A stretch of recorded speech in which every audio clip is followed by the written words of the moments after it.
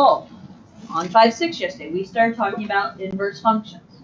Remember, inverse functions are when you're taking the x and the y and we are switching them, right? Okay, reversing their roles is the official definition, but we're switching them. So we looked at finding a few inverses on the front. We found a few equations and we graphed them. Now we're ready to, in this top section on the back, find a few inverse functions. Okay, and these ones are the ones that'll take a little bit more work, but we're being asked to find the equation of the inverse function and then decide if it is a function or not. So, f of x equals square root of x minus 2. What do we know? What do we know about f of x? F of x is the same as saying y, yes? So you can just automatically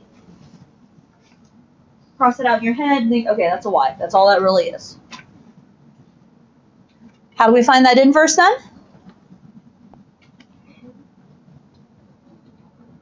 Instead of y equals, we're going to say x equals. Instead of square root of x minus 2, we're going to say square root of y minus 2. Okay, you're not switching the whole pieces, just the individual variables.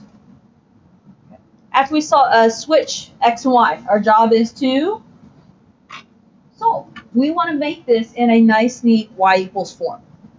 Okay, so as we work to make this in a y equals form, what am I going to do to get y by itself?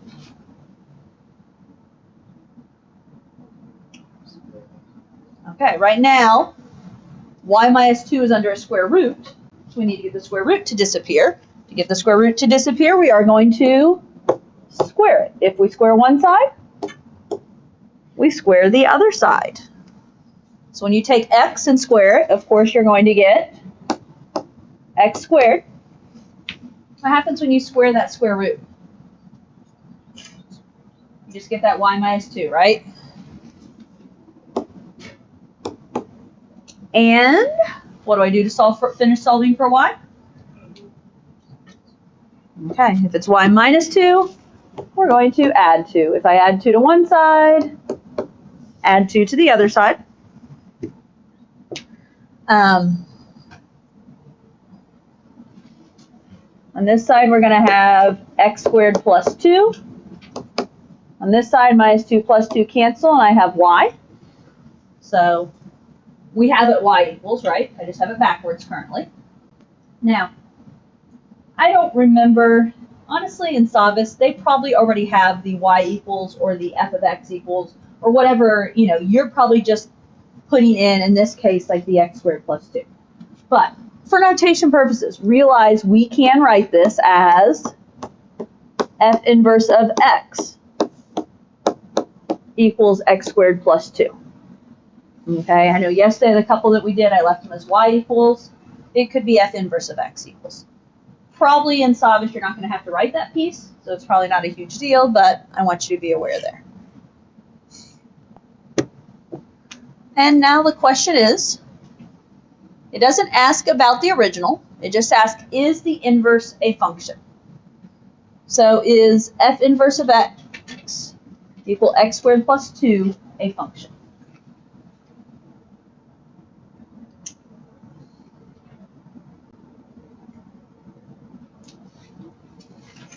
Options to figure this out. Can you visualize that graph? If you can visualize that graph, the question is, does it pass the vertical line test? What is this graph? Parabola. It's x squared plus 2, so we know that's a parabola moved up 2. The plus 2 doesn't really matter. Okay, if it is a parabola, does that pass the vertical line test? Yeah, I can draw a vertical line anywhere I want, and a vertical line will never cross the parabola more than once at a time. Okay, that's that vertical line test I mentioned yesterday. So according to that, it is a function. The other piece is, start plugging x values in. If I plug in 0, can I get more than one answer out of this? If I plug in 1, 2, 3, 100, negative 1,000, any number I plug in, I'm only going to get one answer out. That's my other clue that this is a function. So I'm going to say, yes, it is a function. Okay.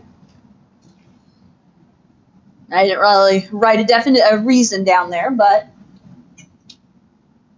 if you have one, you can, something you want to write, you can. Okay, let's practice solving again.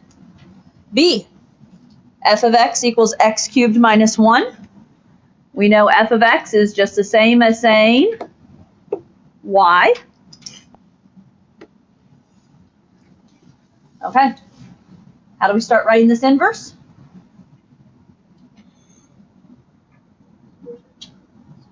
Switch. So instead of y equals, I'm going to say x equals. Instead of x cubed minus 1, I'm going to say y cubed minus 1. Okay. Use all those solving skills we've built up over the years. How do we work to get y by itself?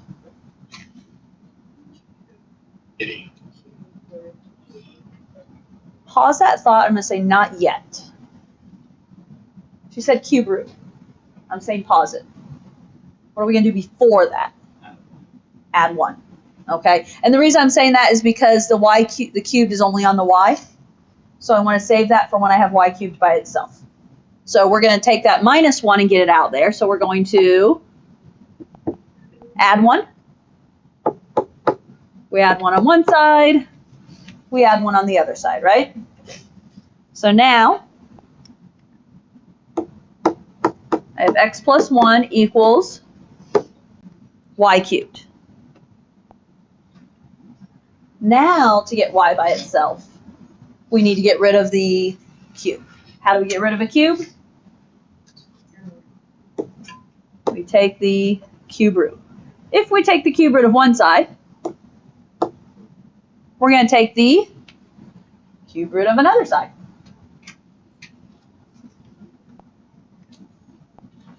Okay. What is the cube root of x plus 1? That's just going to be cube root of x plus 1. What's the cube root of y cubed? Y. Those 3's cancel each other out. So y equals the cube root of x plus 1, or in other words, f inverse of x equals the cube root of x plus 1.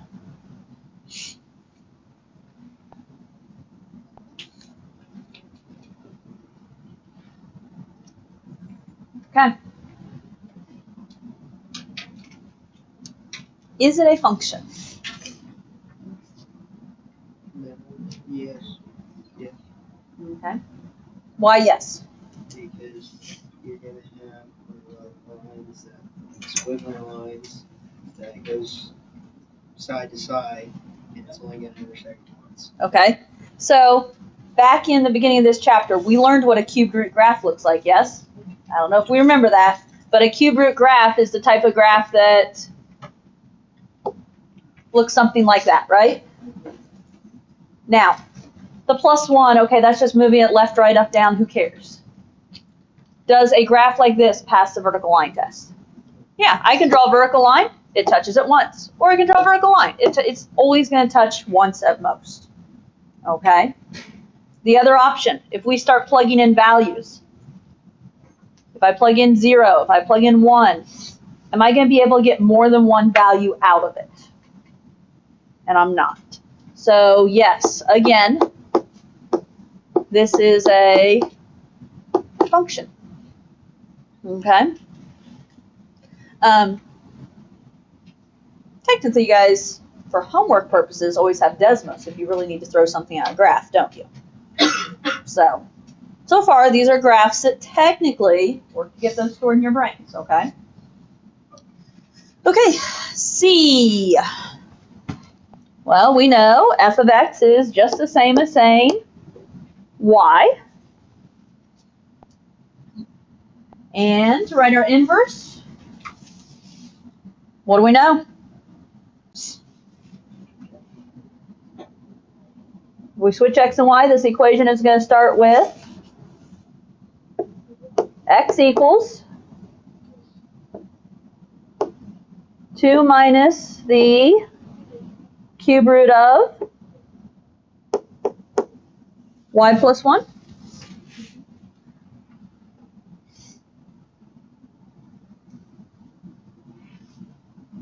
Okay. Thoughts on how to work to get y by itself? There's a few more steps involved in this one. I see options of what directions we could go. So, what'd you say? Okay, subtract the 2. That works. Okay, we're trying to get that y by itself. Right now that y is under a cube root, so we're trying to get the cube root by itself. Okay, fair enough. Let's subtract the 2.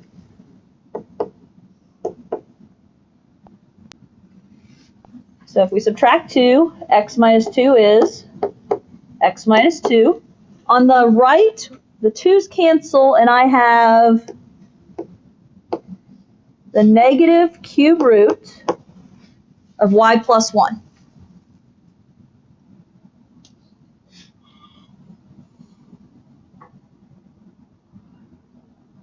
Okay. Thoughts on where to go next?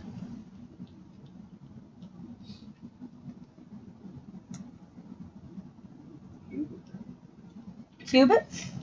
That is an option. Now, what complicates things a little bit? We have that negative out there, yes? Can we still make that work? You can, you just have to be careful about it. Okay, so if we cube it, oh wait.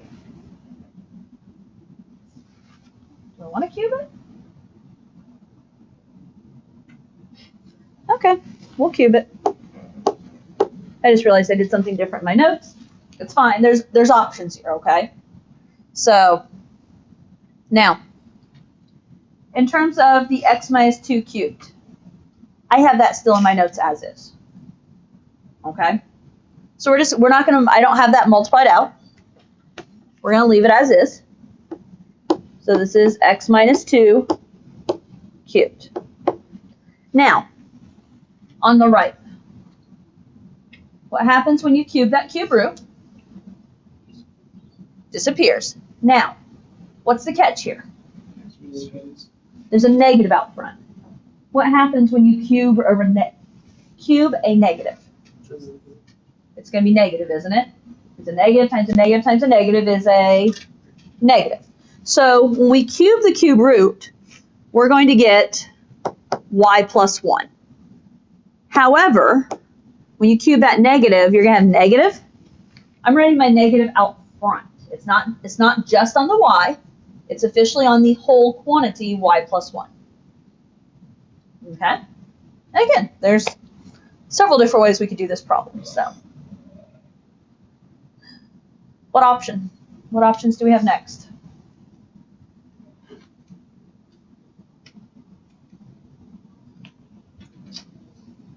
I really can't decide what way I want to go, so I'm hoping you guys tell me.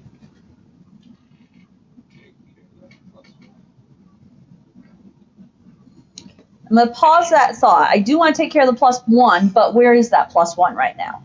Can you, distribute the negative? Okay, could we distribute the negative?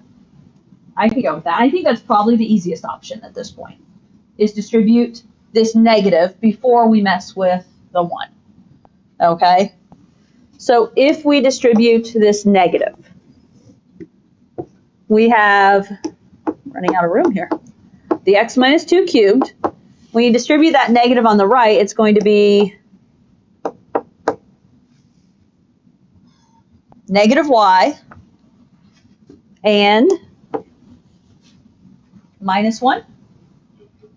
Okay, now what? Okay, now we can mess with that 1. Now we're adding it, though, instead. So add 1, add 1. And I'm just going to bring my work up here. As I do that, I have x minus 2 cubed. I just have my plus, I'm just going to put my plus 1 afterwards. Okay? And then equals, what's that equal? negative y.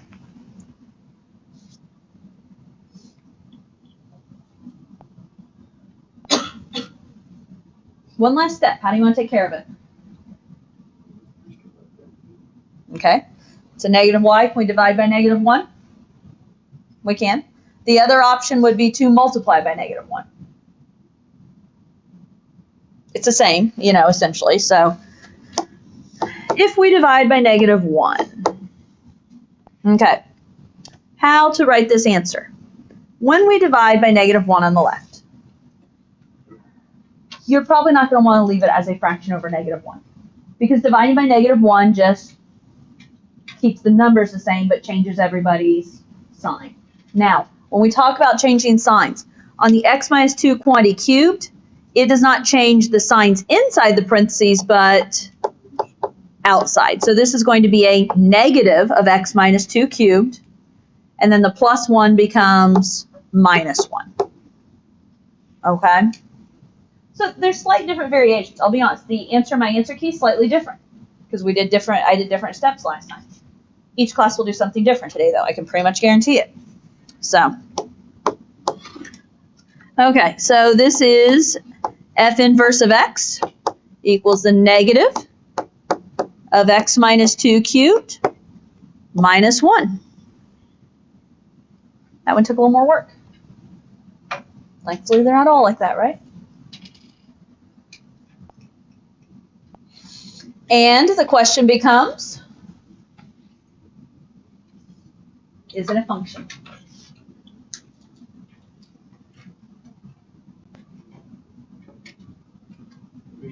If it's running on the same line as it, would it be counted touching more than once? Because the cube graph is like, right? Right. So if it's on that line, it's technically touching it more than once. It's technically never on just a straight line, though. Okay, so the cube root graph was the horizontal version, right? The cube graph is a vertical version like that. And I know it can look very steep, and maybe I should even draw it a little more, there's different versions of it, but it's that graph right there. It's that vertical graph, and it will pass the vertical line test still. You still are just crossing the graph once, okay? And again, if you start plugging values in, you're only going to get one value out each time you plug a value in. That's the other thing to think about. So this one, yes, is a function.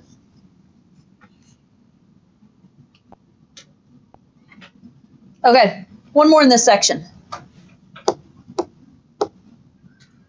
F of x equals x plus 6 quantity squared. In order to find my inverse, what's the new equation I'm going to write?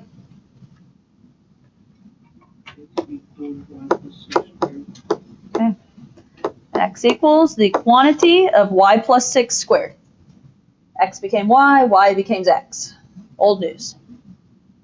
Okay.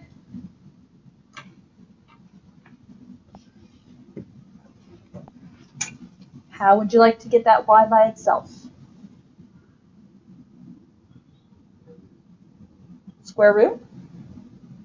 We need to get y by itself. Right now it's a y plus 6. The y plus 6 is in a square, so we're going to square root. If we square root one side, we square root the other side.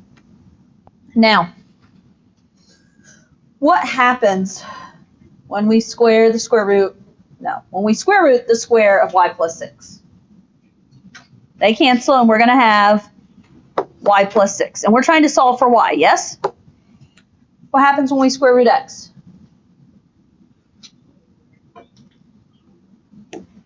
What'd you say? And?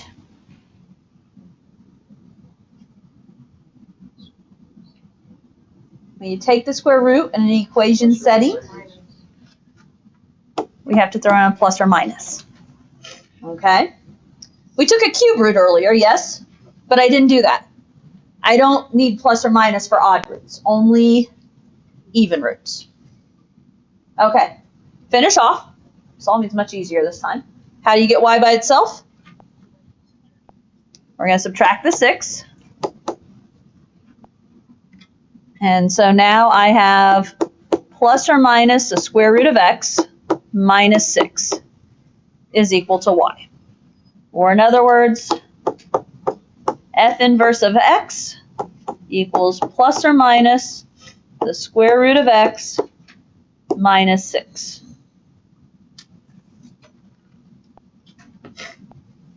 One last question. Is it a function?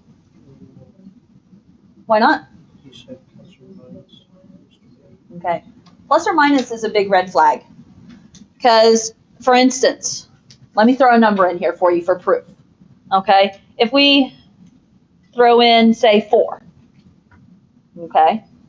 Picked a random number. If I throw in floor. Floor? 4.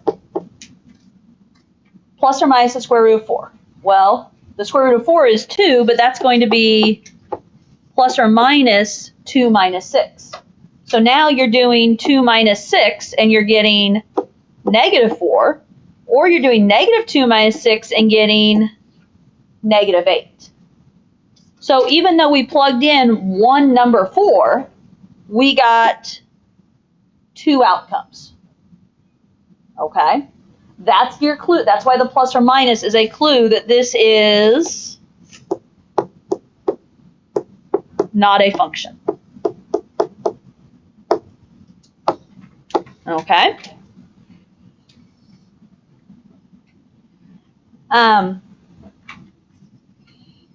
We talked about the graph of this one a little bit yesterday. A square root graph. Remember, a square root graph is like that, right? But when we throw on a plus or minus, this is the positive square root of x graph. What's the negative square root of x graph? It's reflected, and it looks like that. What happens as a graph now?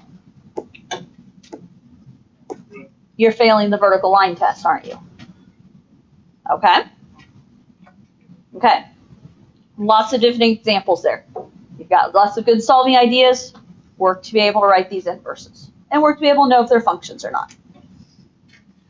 Okay. One last thing we're going to do. As I said, we'll honestly probably only do 2 of the 4 examples at the bottom. It'll give us an idea of what's going on here. But we're talking about inverse functions. Okay. There are ways to know if 2 functions are inverse functions.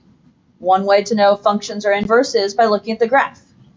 Do their graphs reflect along that diagonal line we talked about yesterday? Another option to know if inverses are if they are truly inverses is that to be inverse functions, f composed with g of x has to equal x, and g composed with f of x has to equal x. So if you have 2 functions, you want to know if they're inverses. If you do their compositions both ways, and they equal x both ways, that's proof that they are inverses of each other. If one or either of them come out to equal something other than x, that's proof that they are not inverses. So this is just other notation that's saying if you compose f with f inverse, it should be x, or f inverse with f, it should be x. Okay, so it's like doing the fog and golf stuff. Okay, so let's try a couple of these. Use composition to determine whether f and g are inverse functions. So ultimately the answer is either yes, they're inverse functions, or no, they're not.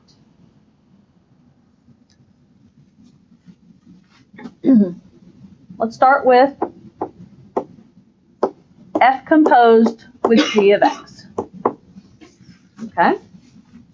Okay, this has been since last week. Do you remember how to do this? F composed with g of x. Remember, I usually rewrite it as f of g of x. Sound familiar? Okay. That's the first step I take in terms of showing my formatting. Now, what's on the inside?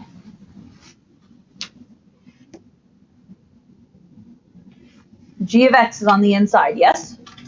What is g of x in this problem? It is x minus 5 over 2. So I'm going to take that piece and replace it on the inside. It's not a number to plug in, so there's not as much work in this piece. So this is just notation showing I'm going to take G and I'm going to plug it into F.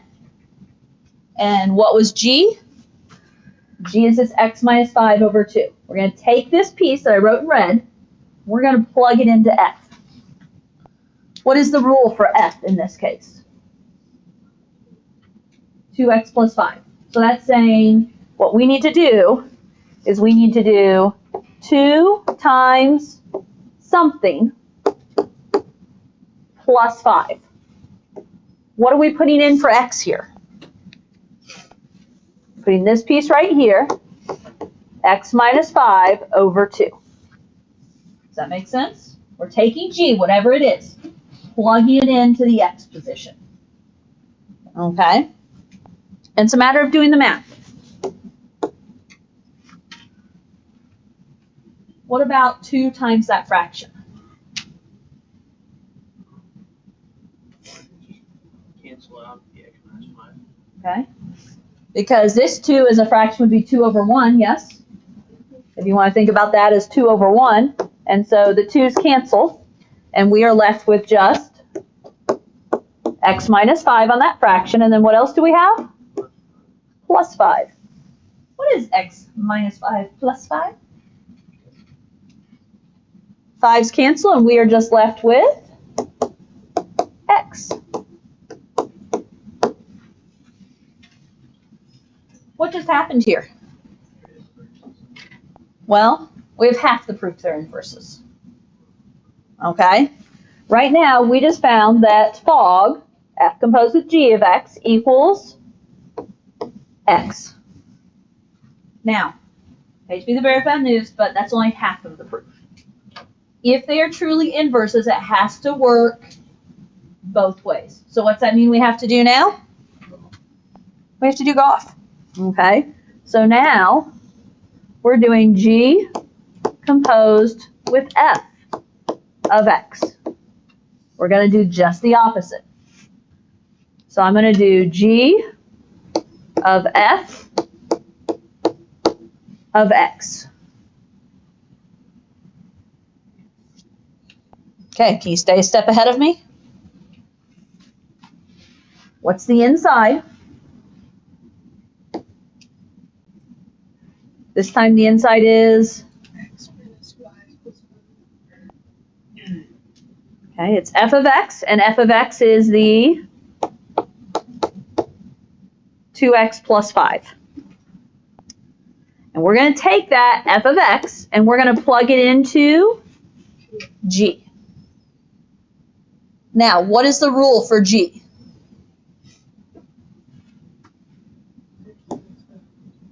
X minus 5 over 2. So I'm going to say something minus 5 divided by 2. That's the rule. I'm plugging it into x. And what I'm plugging into x is the 2x plus 5. Work to do cleanup. On top, what happens there? 5's cancel, right? 2x plus 5 minus 5 takes me to just 2x divided by 2. What is 2x divided by 2? That is x. The 2's cancel. And so, what do we know?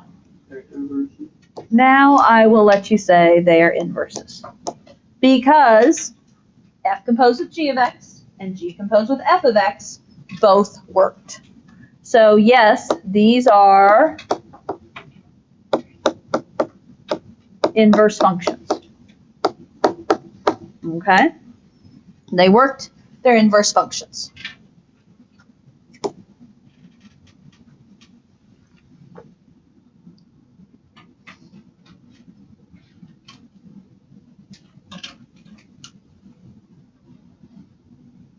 Okay. Let's try one other.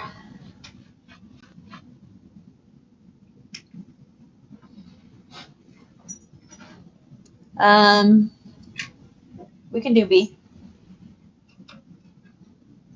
Doesn't matter to me. I want to do either B or D are my options in my brain. So we try B. Okay.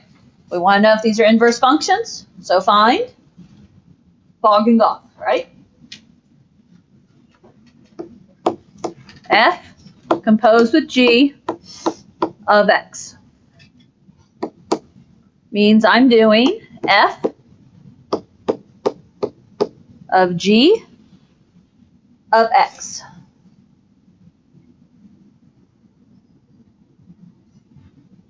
Okay. Work to try and stay a step ahead so you can see if you know what you're doing. We're trying to put G into F. What is G that I'm going to put in? Square root of X minus 5 is going inside.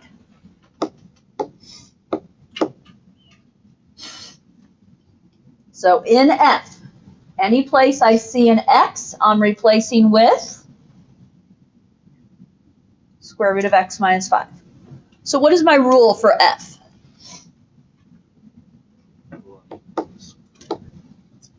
It's X squared plus 5, which means I'm doing something squared plus 5, right? What is that something that I'm squaring? Square root of X minus 5.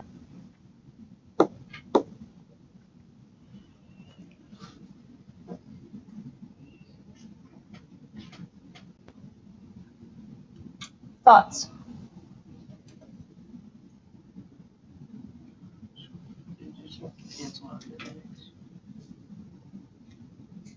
Not exactly. Officially, how do we do square root of X minus 5 squared? You would have to FOIL it officially, right? So officially it'd be square root of X minus 5 times square root of X minus 5 and still be plus 5.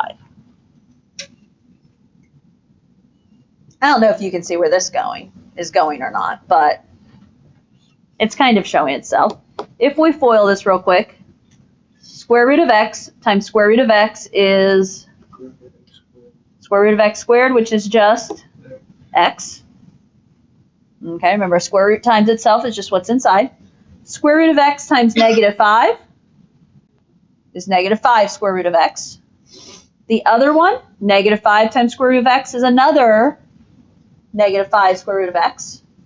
What's negative 5 square root of X and negative 5 square root of X? That's going to be negative 10 square root of X. They're not going to cancel out because they're not opposite signs. And then last, negative 5 times negative 5 is positive 25. Plus we still have another 5 hanging out there. I don't know about you guys, but that's not working out to be X, is it? Okay. I mean, I've got X minus 10 square root of X plus 30. So officially, if you want to quit here, one of them did not equal X. Doesn't matter what the other one does. No, it doesn't matter what the other one does. Officially, you can stop here and say that this is not inverse functions. Now, the only way that you know, if you made a math mistake here, and this one should have equaled X, that's the only way that you're going to go wrong here. You'll take your chances. I figured as much, as most of you will. Real quick, I'm going to show G composed with f of x, and here's what I'll be honest. If one doesn't work, most likely the other one doesn't work also. Okay? Not guaranteed, but I feel like that's most likely a trend. So if we do Goff, it's G of f of x, which means we're going to put in f to G. What is f? That is not f. F is x squared plus 5. So we're going to put in x squared plus 5 into G. what is the rule for G? The rule for G is square root of something minus 5. I'm putting in x squared plus 5.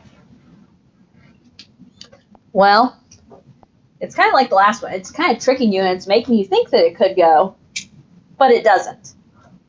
Okay, this right here, the square root of x squared plus 5, I can't do that square root of x squared because there's a plus 5. I can't subtract these 5s because this one's under the radical and this one's not. So in both cases, these do not equal x. Okay? In both cases, you could be tricked into believing that they do.